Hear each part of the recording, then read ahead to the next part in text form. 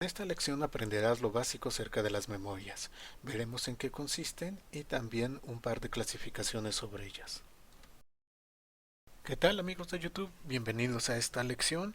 En esta ocasión vamos a empezar a hablar acerca de las memorias. Esta lección va a ser un poco más teórica que las anteriores, ya que vamos a ver diferentes temas y también, bueno, nos va a llevar varias lecciones cubrir todo lo que vamos a ver con relación a las memorias. Bueno, en primer lugar tenemos que preguntarnos qué es la memoria, para qué las vamos a utilizar y todo esto. Bueno, sabemos nosotros que los sistemas digitales, es decir, las computadoras y otros dispositivos, van a guardar información. Necesitan guardar información para poder trabajar y esta información, bueno, se puede guardar de forma temporal o también nosotros podemos guardar la información a largo plazo.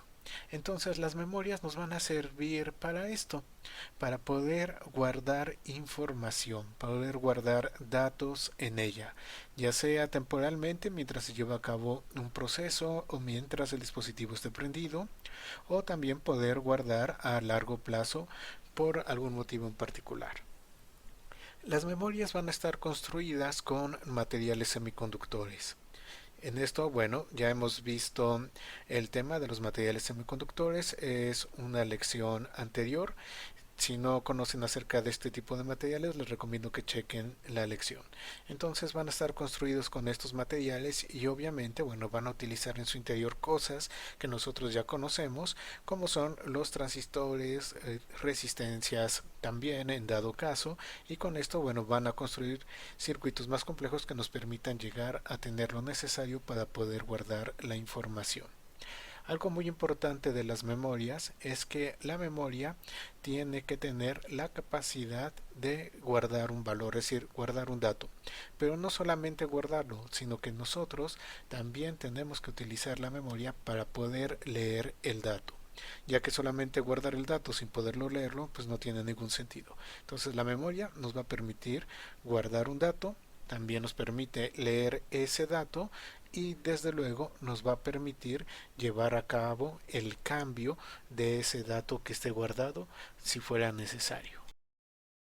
Hay muchas formas en las cuales nosotros podemos clasificar a las memorias. Una de esas formas es clasificarlas basadas en volatilidad.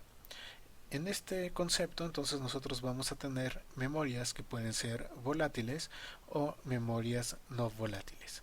Las memorias volátiles van a ser aquellas que pierden los datos cuando no está presente la fuente de poder.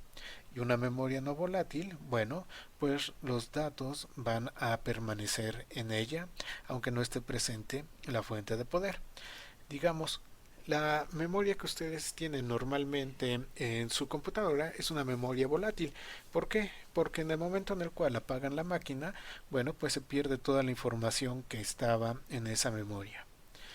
Entonces ahí tenemos el caso de una memoria volátil. Y en el caso de que ustedes también tengan una memoria USB o un pendrive o como le quieran llamar, bueno, pues ahí podemos nosotros almacenar información y cuando lo sacamos de la máquina, a pesar de que ya no tiene fuente de poder, bueno, la información permanece en él. Entonces acá ya tenemos dos ejemplos, un ejemplo de memoria volátil y un ejemplo de memoria no volátil. Las memorias también pueden pues clasificarse basadas en el acceso, es decir, en la forma como nosotros podemos leer esa información que tenemos y cuando nosotros basamos la memoria en el acceso vamos a tener lo que es el acceso aleatorio y también vamos a tener el acceso secuencial. El acceso aleatorio nos quiere decir que nosotros podemos leer cualquier parte de esa memoria en cualquier momento en el orden en el que nosotros lo deseemos. Es decir, yo puedo leer en primer lugar la celda número tal, luego otra celda que puede estar lejos de ella, luego otra celda intermedia, luego otra celda al principio de la memoria y así. Es decir, yo puedo escoger cuál es la celda y en el orden que yo lo necesite. Sin embargo, en el acceso secuencial nosotros tenemos que seguir un orden preciso para poder leer la información y generalmente ese orden va a ir de uno por uno. No puedo yo brincarme celdas de memoria para poder llegar a leer la información, por eso le decimos acceso secuencial. Tengo yo que seguir una secuencia, un orden para poder llegar a alguna información en particular. Bueno, en la computadora nosotros vamos a estar trabajando básicamente con dos tipos de memoria. Una memoria que nosotros le decimos RAM y una memoria a la que nosotros le decimos ROM. La memoria RAM es una memoria de acceso aleatorio y es una memoria que nosotros podemos en cualquier momento leer, escribir y podemos leer y escribir a cualquier dirección que necesitemos o que deseemos. Es decir, podemos colocar información, leer esa información, cambiar esa información y no hay ningún problema. La memoria ROM es un poco diferente. ¿Por qué? Porque es una memoria de solo lectura. Entonces, esta memoria, bueno, obviamente tiene un momento en el cual se escribe por primera vez, pero a partir de eso, bueno, lo único que podemos hacer con ella es únicamente leer esa información. Esto es lo que vendría a ser la memoria ROM, que solamente nos va a permitir leer información. Yo no puedo volver a escribir sobre una memoria ROM, no puedo yo modificar el dato sobre una memoria ROM. De estos tipos de memoria, tanto la RAM como la ROM, bueno, tenemos también subcategorías que nos van a presentar diferentes funcionalidades o diferentes características.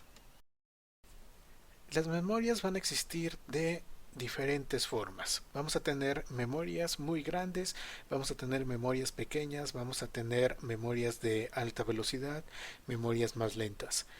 Las memorias, desde luego, como cualquier otro circuito digital, ha ido evolucionando a lo largo del tiempo y hemos tenido mejoras y obviamente variaciones y diferentes generaciones de memoria y diferentes familias de memoria dependiendo las características que tengamos.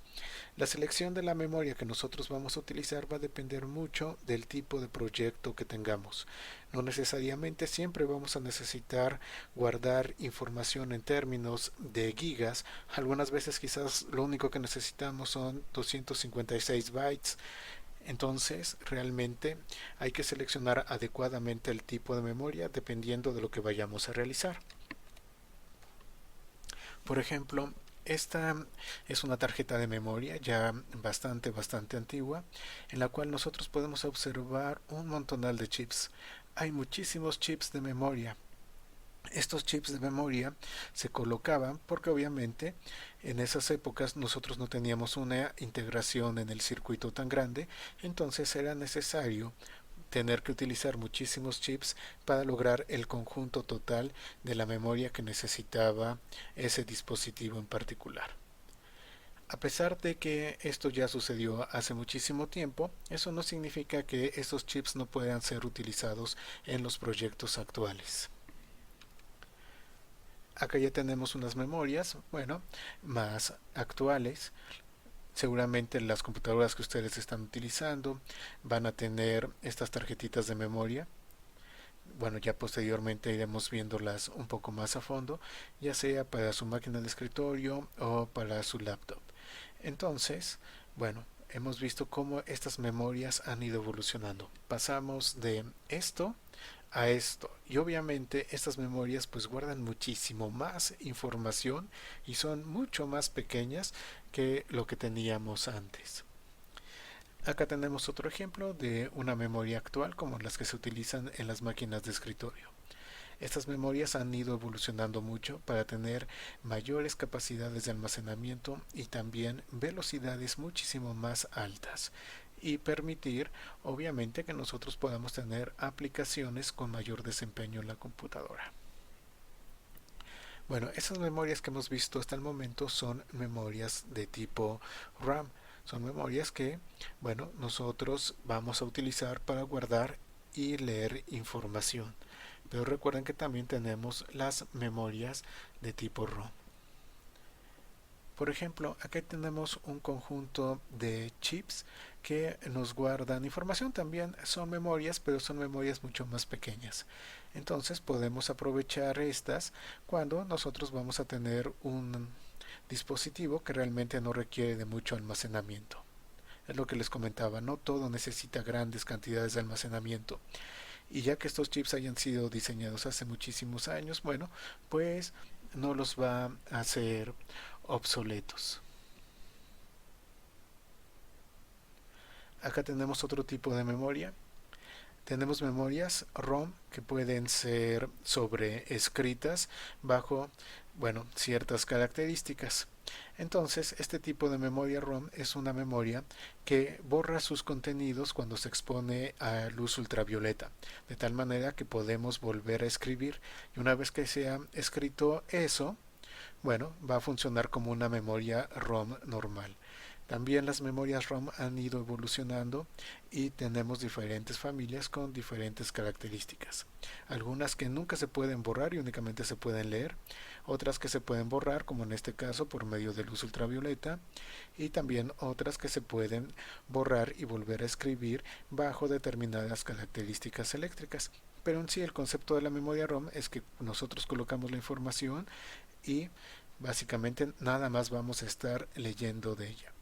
Los momentos en los cuales lo sobreescribimos, bueno, pues puede ser, por ejemplo, cuando vamos a llevar a cabo una actualización de esa memoria, o porque es una memoria ROM que estamos utilizando para llevar a cabo el desarrollo, entonces necesitamos sobreescribirla para meter pues nuevos datos o un mejor código que esté funcionando, y eso es bastante útil en las etapas de desarrollo.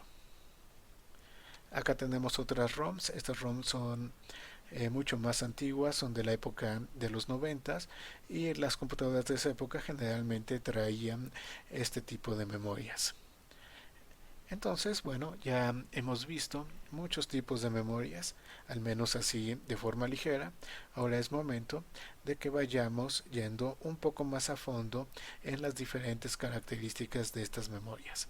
Y eso es lo que vamos a llevar a cabo a partir de la próxima lección.